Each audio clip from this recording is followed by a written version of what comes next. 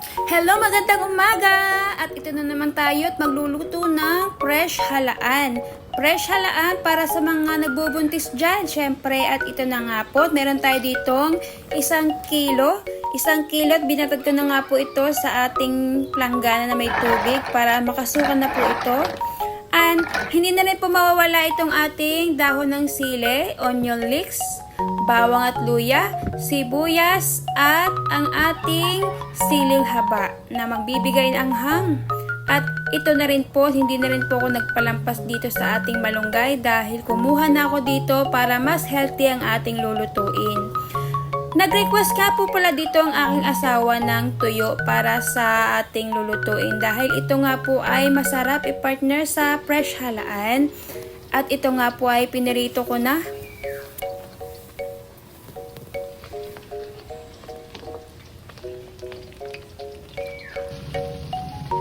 At nang maluto nga po ito, inahon ko na. Same kawali nga po pala tayo dito at naglagay ako ng mantika. Sunod ko po nilagay ang bawang, luya, at sibuyas. Haluin lang po ito hanggang lumabas ang aroma. At ito na nga po ang ating fresh halaan.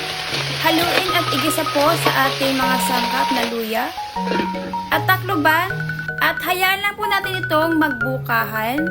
At ito na nga po, naglagay na nga po pala ako dito ng 3 basong tubig at betchin, paminta, at ito na nga po ating asin.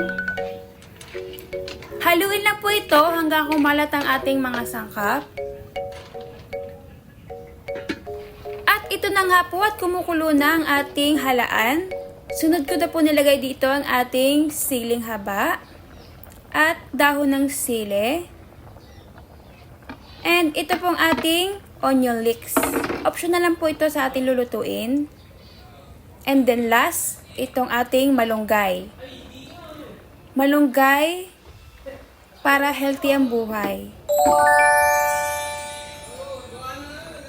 Ayan. At haluin lang po ito hanggang maluto ang ating mga gulay.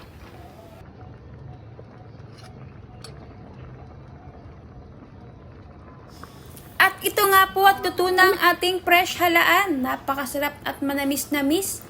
At ihanda na nga po ang ating mga kanin dyan dahil sigurado ubos yan. Salamat po!